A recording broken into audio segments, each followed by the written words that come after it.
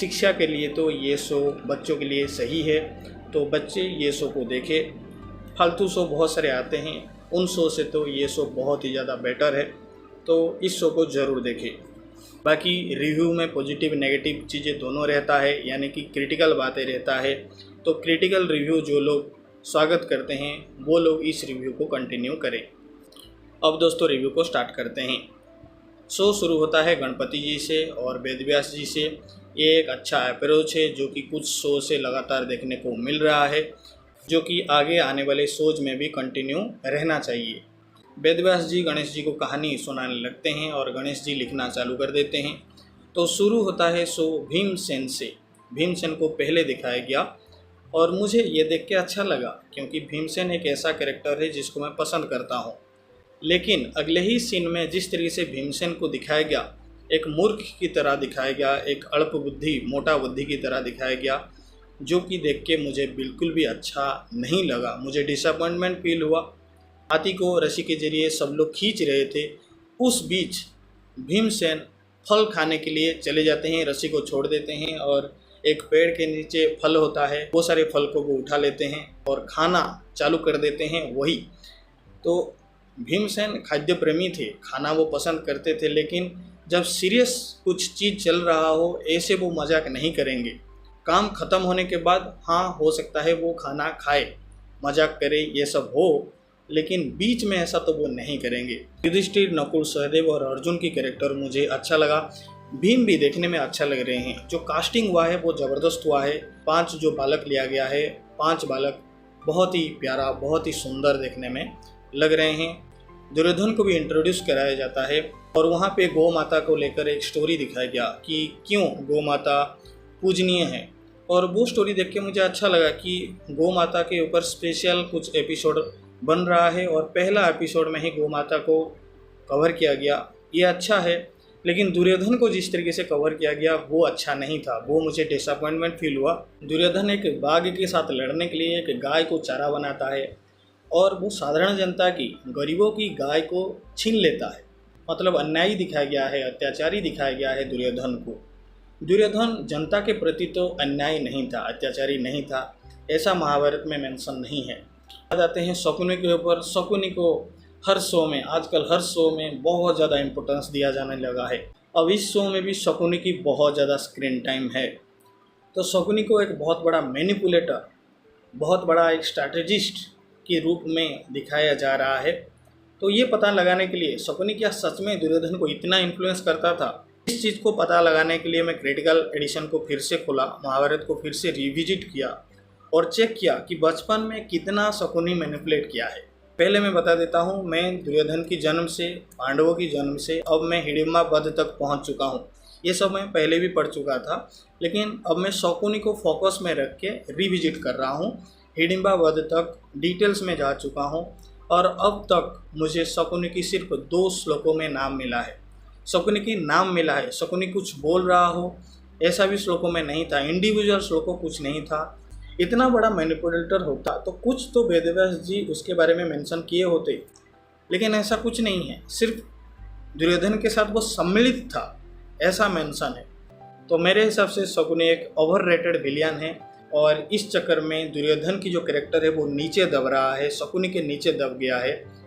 अब दुर्योधन को ऊपर उठाने की वक्त आ गया है, दुर्योधन को ऊपर उठाया जाए और शकुनी को साथ देने वाला एक कैरेक्टर बनाया जाए, उसको एक दुर्योधन की साइड कैरेक्टर बनाया जाए, तभी जाकर अच्छा लगेगा। दुर्योधन की जो कैरेक्टर है वो पोटेंशियल है, वो बाहर निकल के आएगा। एपिसोड 3 में कुछ इंटरेस्टिंग चीज़ें था जिस पे हम बात कर सकते हैं। लास्ट एपिसोड में हमें दिखाया गया है कि भीष्म कुंती को लाने गए हैं। तो क्या ऐसा हुआ था? क्या महाभारत में ऐसा लिखा हुआ है कि भीष्म कुंती को लाने गए थे? क्या है सच? पहली बात यह है कि कुंती जंगल में भला क्यों रहेंगे? पांडु की निधन के बाद कुंती जंगल में और क्यों रहेंगे? जब तक पांडु जंगल में थे यानी कि वन में थे, तब तक कुंती भी वन में थे। जब पांडु की निधन हो जाता है, माद्री की भी निधन हो जाता है, उनकी अंतिम संस्कार करके फिर कुंती वापस आ जाते हैं हस्तिनापुर, क्योंकि और कोई कारण ही नहीं बचा है वन में रहने का। ये सीन महाभारत में ऐसा होता है, पांडु की निधन हो जाता है, माद्री की भी निधन हो जाता है। पांडु बहुत सारे मुनि ऋषि के साथ रहते थे, तो बहुत सारे मुनि ऋषि और कुंती मिलके उनके अंतिम संस्कार कार्य करते हैं। फिर मुनि ऋषियों का एक सभा बैठता है, वहाँ पे डिस्कस होता है कि क्या कुंती को यहाँ पे रहना चाहिए या फिर कुंती को हस्तिनापुर लौट जाना चाहिए। और सारे मुनि ऋषि ये डिसाइड करते हैं कि कुंती को हस्तिनापुर अब लौट जाना चाहिए। तो कुंती को बहुत सारे मुनि ऋषि हस्तिनापुर छोड़ने आए थे। ऐसा भी नहीं था कि कुंती स्वयं अकेले और 5 बच्चे को लेके हस्तिनापुर लौट आए थे, ऐसा नहीं था। बहुत सारे मुनि ऋषियों के साथ वो हस्तिनापुर लौटे थे और सब ने स्वागत किया था। और फिर वहाँ पे भीष्म भी स्वागत कुंती की किया था और सारे मुनि ऋषियों का भी किया था। वहाँ पे सबको पता चलता है कि युधिष्ठिर की कैसे जन्म हुआ, भीम की कैसे जन्म हुआ, अर्जुन और नकुल सहदेव की जन्म कैसे हुआ, और पांडु की मृत्यु की बात भी उनको पता चला, माद्री की मृत्यु की बात भी उनको पता चला। सब कुछ पता चलता है। फिर शोक मनाया जाता है हस्तिनापुर में और फिर कुंती के पुत्र वहाँ पे रहने लगते हैं, यानी कि पांडव और कौरव एक साथ रहने लगते हैं। फिर बाकी चीज़ें आगे होगा, जैसे कि उनकी शिक्षा आगे कंटिन्यू होगा। तो इस तरीके से महाभारत में लिखा हुआ है।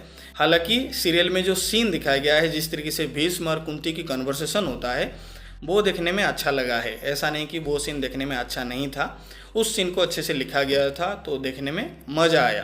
लेकिन आपको ये भी पता होना चाहिए कि इतिहास में क्या है, इतिहास में ऐसा नहीं था।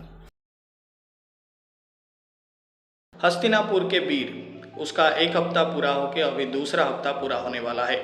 तो अभी तक जितने भी एपिसोड आए हैं एंटरटेनिंग है, बोरिंग बहुत ही कम जगह लग रहा है, नहीं तो मैक्सिमम एपिसोड एंटरटेनिंग है। स्पेशली जो हाथी वाला सीक्वेंस दिखाया गया है, जो मेले में हाथी वाला एक्शन सीन दिखाया गया, वो देखने में अच्छा था। इस टाइप की बहुत ही कम एक्शन सीन सीरियल में देखने को मिलता है, तो अच्छा है कि ऐसा एक एक्शन सीन देखने को मिला। आशा है इस टाइप के एक्शन सीन आगे भी कंटिन्यू रहेगा। सारे एक्टर अपने अपने रोल को अच्छे से निभा रहे हैं। मैं धृतराष्ट्र की ज़्यादा तारीफ नहीं कर पाया था लास्ट 2 रिव्यू में। धृतराष्ट्र बहुत ही अच्छा एक्टिंग कर रहे हैं। एपिसोड 4 से मुझे उनकी एक्टिंग और भी ज़्यादा ज़बरदस्त लगा। जिस तरीके से पांडवों के साथ वो मिल रहे थे, जब पहली बार पांडव और धृतराष्ट्र की इंट्रोडक्शन हुआ, और धृतराष्ट्र युधिष्ठिर को जिस तरीके से चेक कर रहे थे, भीम को जिस तरीके से चेक कर रहे थे, वहाँ पे उनकी एक्टिंग दिखता है और हंसी भी आ रहा था, और उनकी जो धृतराष्ट्र की चतुरता है वो भी देखने को मिल रहा था। तो धृतराष्ट्र की रोल में संदीप मोहन बहुत ही अच्छा काम कर रहे हैं। मैं सब टीवी के यूट्यूब चैनल में गया था, जहाँ पे हस्तिनापुर के वीर की जो एपिसोड है वो अपलोड होता है। वहाँ की कमेंट में पढ़ रहा था, बहुत ही कम कमेंट था, लेकिन वहाँ पे लिखा हुआ है, लोग कमेंट कर रहे हैं कि दुर्योधन की एक्टिंग ज़बरदस्त है। इसका मतलब ये है दुर्योधन साइन कर रहा है। और साइन क्यों कर रहा है? क्योंकि उसके आसपास अभी शकुनी नहीं है, दुर्योधन अकेला है, स्वतंत्र है, इसीलिए लोग दुर्योधन की कैरेक्टर को पसंद कर रहे हैं। अब आगे बढ़ते हैं, भीम की बात करते हैं। जब पहला एपिसोड आया तो मैं डिसअपॉइंट हो गया था, जब भीम को एक मूर्ख की तरह दिखाया गया। लेकिन अभी भीम को एक स्मार्ट की तरह भी दिखाया जा रहा है, और जितना भी मूर्खता अभी तक भीम की दिखाया गया था उसे एक भोलापन बोला गया है। मतलब भोलेपन में भीम ऐसा बोलता है, नहीं तो वो स्मार्ट है। ठीक है, ये भी एक अप्रोच है, तो अच्छा है, कम से कम भीम को स्मार्ट दिखा दिया गया। ये देख के मुझे अच्छा लगा कि हाँ भाई, भीम में भी बुद्धि है, बड़ है, बुद्धि भी है। अब आते हैं युधिष्ठिर की तरफ। ये शो की सबसे अच्छी बात ये है, जो कि दूसरे शो से इसको अलग बनाता है, कि यहाँ पे युधिष्ठिर साइन कर रहे हैं। फर्स्ट एपिसोड से लेकर अभी तक युधिष्ठिर साइन कर रहे हैं, और ये देख के मुझे सबसे अच्छा लगा है। अब अर्जुन की बात करते हैं। अर्जुन की रोल में जिस लड़के को लिया गया है वो भी देखने में काफ़ी अच्छे हैं, ब्यूटीफुल हैं। अर्जुन कैरेक्टर उतना साइन नहीं किया है जितना युधिष्ठिर और भीम कर चुका है।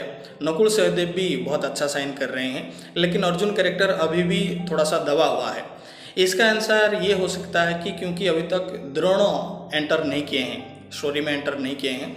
जब द्रोणों की गुरुकुल स्टार्ट हो जाएगा तब अर्जुन साइन करना चालू करेंगे, और आगे तो अर्जुन बेस्ट ही निकलेंगे, बेस्ट वॉरियर निकलेंगे, बेस्ट धनुर्धर निकलेंगे। अर्जुन की एक सीन दिखाया गया था गंगा नदी की कूल में भीष्म के साथ, वो कन्वर्सेशन अच्छा था।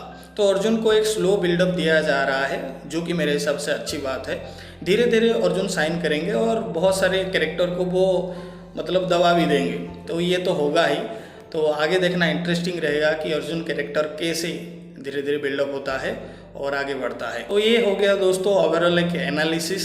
आपको शो कैसा लग रहा है, आपको एपिसोड कैसा लग रहा है, मुझे कमेंट करके जरूर बताइए। तो अगर मेरा वीडियो आपको पसंद आ रहा है तो वीडियो को लाइक कीजिए, चैनल को कीजिए सब्सक्राइब और कमेंट बॉक्स में हाइप भी दबा दीजिए ताकि वीडियो की रीच थोड़ा सा बढ़े और ज़्यादा लोगों के पास मेरा रिव्यू पहुँच पाए। तो अभी के लिए दोस्तों इतना ही, धन्यवाद।